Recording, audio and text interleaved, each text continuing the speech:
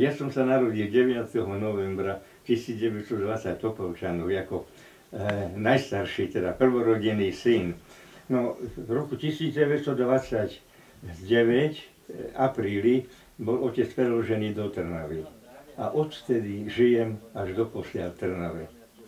Študoval som na Trnavskom gymnáziu, maturoval som v roku 1941, venoval som sa atletike, lebo vtedy na gymnáziu v Trnave pôsobil profesor telocviku Hajdovci, teda milovník atletiky a dokonca jeden čas bol trénerom Československého olympijského družstva v atletike.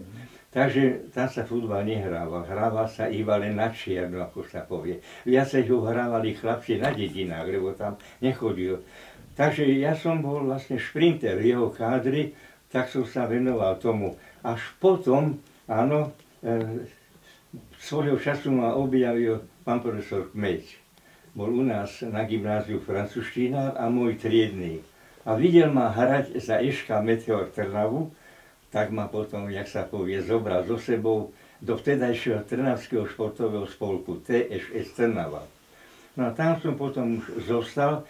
Úrivkovite som, jeden rok som teda hrával iba len priateľské zápasy, pretože som sa obával pána profesora Hajdovského. Áno, až potom, keď som už končil gymnázium, to už som potom bol riadne v kádri Spartaku Trnava. To ste hrali vlastne s legendou trnavského futbalu Antonom Malatinským, tak aké máte na ňo spomienky a čo ste robili ako s prvým tímom Spartaka, keby ste nám povedali? My sme teda jednoko starí, v tom roku, to je januári a ja som teda v novembri. Takže vojenský sme jednako. To tak, on hrával volačo skôršie s Ferom Bolčekom, bol vyťahnutý z dorastu. Bola taká dobrá, pekná dvojica. No a potom, keď som prišiel, ja som hral zo začiatku v strede. Bol Bolček, Malatinský, Hagara. No až potom som prešiel do stredu zálohy, lebo Kužel už skončil svoju kariéru, tak bolo treba, tak som nahradil toto. Ja som mal s onom také dobré, povedzme si, pracovné spomienky a skúsenosti, že keď bolo niečo treba, tak sa on oprel o mňa, alebo to, tak sme si vzájomne doplňovali, že medzi nami teda nebolo nič takého, čo by nám bývalo niečo, povedzme si, kazilo. Hrali sme spolu futbal, spolu sme teda trénovali, on trénoval Ačko, ja som trénoval, že teda ligový dorast, áno. Potom svojho času som bol aj teda predsedom metodickej komisie trénerov pri Spartaku. Áno, takže zas podliehal mne ako tréner a tam vzájomne sme teda určité veci teda riešili spoločne. Takže mám na ňo dobré spomienky, nemôžem povedať teda. A to, prosím. Jeden rok ste pôsobili ako hlavný tréner v Spartaku, ale ja sa skorej opýtam, vy ste potom boli trénerom dorastencov a vlastne vy ste pripravovali niektorých hráčov, ktorí potom neskôršie v Tóna Malatinského týme získavali tie majstrovské tituly. Tak koho ste tam mali v tom doraste? Tak to bolo v júni 1960 som sa stal trénerom ligového mužstva, lebo som mal za sebou trénerskú školu a mal som prvú triedu, áno. Trénoval som teda ako ligových mančet a potom, čo sa týka dorastu, áno, tak z mojej liahne vyšiel Dušan Kabát, áno, bývalý reprezentant, pravda, Joško Štibarani, toho som dokonca som prednášal dokonca aj na vysokej škole. Kozinkovci, Fero Brankár, áno, Marián Stredný, záložník, ten potom počas štúdií v Žiline hral za ligovú Žilinu, no Joško, alebo by sme hovorili Dodo Kulicievič, reprezentant, dorastenský reprezentant Československa, Fandel Lojsko, a ešte boli ďalšie, to už by tak postupne nechal. No a ja som po skončení tej trénerskej činnosti som sa venoval, že práve tej činnosti funkcionárskej. Ale medzi tým, v rokoch 62-63, bol som poslaný Československým futbalovým zväzom do Kambodže a tam som trénoval národné mužstvo Kambodže. 1962-63. No so Spartakom som bol dvakrát v zahraničí. 1960 v Afrike a v roku 1974 ako vedúci, áno, Spartak Trnava v Južnej Amerike. Takže mám také bohaté skúsenosti v tom smere po každej stránke. Ste funkcionár a všimli si to teda aj v Prahe, pretože taký odznak, aký máte teraz v rukách, má málo kto. Áno, no, viete, ja som takto svojho času, ja som robil aj trénera krajského národného výboru dorastencov. A pod mojou rukou vyrastol dnes už mŕtvý Kuna. Pod mojou rukou bol aj Majerník.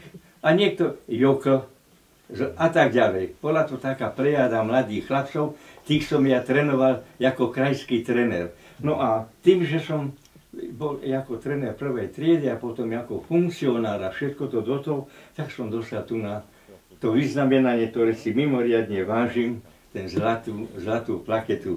Áno, ktorú som dostal v roku 1972. Áno, je to za obetavú a svetovitú prácu vo futbale za toľko rokov. No a keďže máte také skúsenosti a zážitky, sledujete ten trnavský futbal aj v súčasnosti? Chodíte na futbal? Poviem vám pravdu, sledujem skutočne, lebo to srdce toho trnavského futbalistu zostáva stále v Trnave. Sledujem, niekedy ma to teda aj bolí, že sa nám niekedy nedarí. No mám radosť, keď sa to darí, že povedzme si v tomto období je to také trochu veľmi krízové. Ale predpokladám, že z tej krízy sa dostaneme von. Tak to by sa ťažko prežívalo potom, áno, pri tom všetkom. Takže držím prsty, skutočne.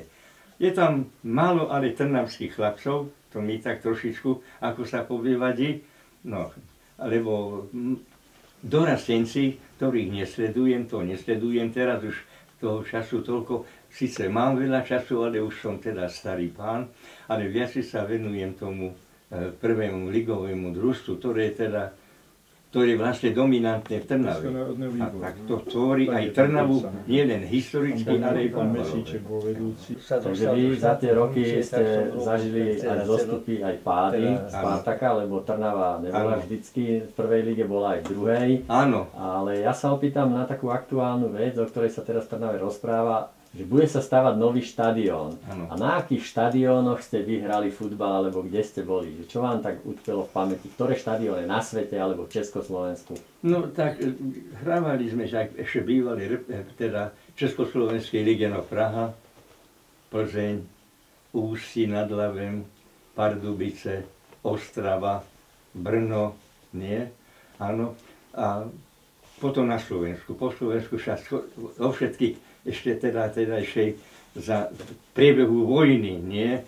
No, Žilina, nie Prešov, Košice teda nie, Prešov, Nitra, Banská Bystrica, Zvolen, Bratislava, tam mala dokonca viacej klubov, bola tam Eška Bratislava, bol tam Vaš Bratislava, bol tam ešte DSK Bratislava, takže to. Takže, no a mimo toho, treba zvojedniť, že sme hrali, nie takto, tak je to. No. A odohrali ste aj taký zápas, že Trnava-Bratislava, čo teraz je veľké derby, že Spartak Slovan? No viete čo, hrali sme proti sebe jeden zápas, a pamätám v 41.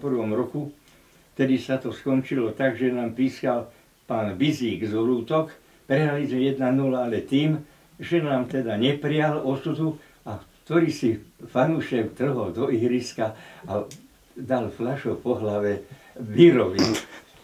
A takto skončil ten zápas, prehrali sme o 3-0, to je jedno. Takže tradíciu majú v Trnave aj nielen hráči, ale aj tí chuligáni.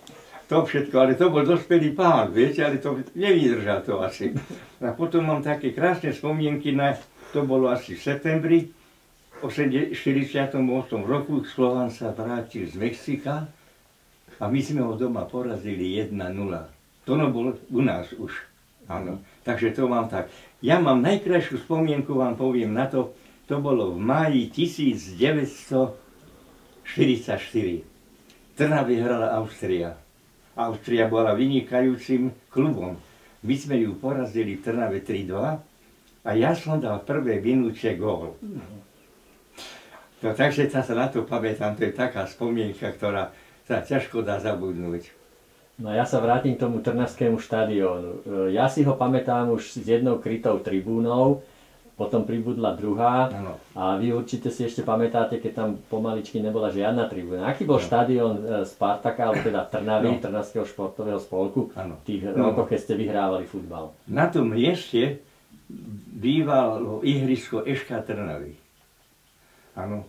Potom treba povedať toľko, že je to zásluha pána doktora Bagina, ktorý bol v tých vojnových rokov mešťanostom Trnavy a bol predsedom klubu. Tak tam sa začal stavať štadión. Tá časť, tá západná, bola drevená tribúna, na východe bola teda východná, tiež taká malá tribúnka, ochozy boli teda už len také ešte do začiatku. No a sa začalo prebudovávať a najväčší to, čo sa asi dneska nechcú niektorí pripustiť, bol v roku 1973-81, keď som bol na magistráte mesta. Za mojej éry, áno, ako funkcionára a Spartaku funkcionára, 30 miliónov tedajších korún sa dalo na to. Osvetenie bolo prvé, v 74. Potom išli jedna tribúna, druhá tribúna, lebo vtedy bola tu na organizácia Slovšport. A vykonávala činnosť pri ihriska a to všetko. A bol tam predsedom alebo riaditeľom Vékony. A Vékony bol starý Spartakovec, povedaný všetko. Potom bol aj predseda klubu. Takto sa nám podarilo dostať do takého štádia, že už má takú reprezentačnú, taký nádych a to všetko. No teraz sa volá, čo vylepšilo, nie. Sú lavičky, tak už teraz na státe už tam nie je. Znižil sa teda aj ten počet toho všetkého. Ale si myslím jedno, že trnavským pomenom vyhovoval. Ja to vychádzam z toho, že to nové, čo sa pripravuje, áno, bude veľmi náročné a to všetko, ale musí byť náročné aj na futbal potom. Dobre.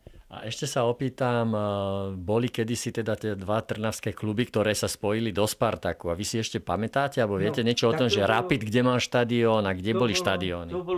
Tak v Trnave boli vlastne teda dva oficiálne kluby.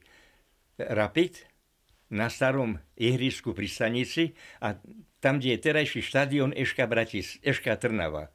A potom tu bola celá séria tzv. Maloklubov, ktorí mali medzi sebou maloklubovú ligu. V 38. roku, keď padla Československá republika, Eška Trnava zanikla, pretože tam hralo viacej vojakov. Áno, to boli ako spôsob tí, čo rukovali, tak sa tu teda Štekl, áno, Miholkovci, áno, po prípade Cisár, alebo Paldán, alebo Závodský, alebo Šidlík, áno, Doležal a to všetko, tak to prestalo a tak prišlo k fúzii. Fúzii Eška sa včlenila do Rapidu a potom bolo to premenovanie na Trnavský športový spolok. A kedy vznikol, alebo kedy sa začal používať ten názov Spartak? Spartak sa začal až v roku 1948 bol TSŽ, rok 50, čo sa ja pamätám. Spartak Trnava. Bolo to potom, čo bola taká tá reorganizácia, pravda? Vtedy Trnava vypadla cestou reorganizácie, lebo ministrom športu bol vtedy generál Svoboda. No a Spartak bol v Prahe. Tak nemohli byť dva. Tak sa stalo, že Trnava padla nižšie. No, týmto spôsobom dopracovala sa potom teda do tej ligy znovu. Tak to je 50. rok. Dnes žijete, čo robíte, čím sa zaoberáte? Čo vám poviem, no tak som dôchodca už bude 25 rokov. Áno. No tak mám záujem, čítam, aj píšem, dokonca v klube dôchodcov prednášam, mám také prednášky zo môjho odboru, ja som totiž pôvodne biológ, botanik, áno, a aj pedagóg, takže tým sa zaoberám. No a na prichádzky chodievam, že mám priateľku, s ktorou sa teda si posedíme niekedy to všetko, takto všetko. Takže vyplňujem si ten čas tak, aby som sa nemohol. A to je futbal, teda prednostne. Som sa vrátil opätovne do Rastu. Sa nedá na to zabudnúť. A ináč snažím sa teda pohybu, áno, pokiaľ ešte vládzem. Áno, zatiaľ sa mi to ešte tak trochu darí, pokiaľ to ešte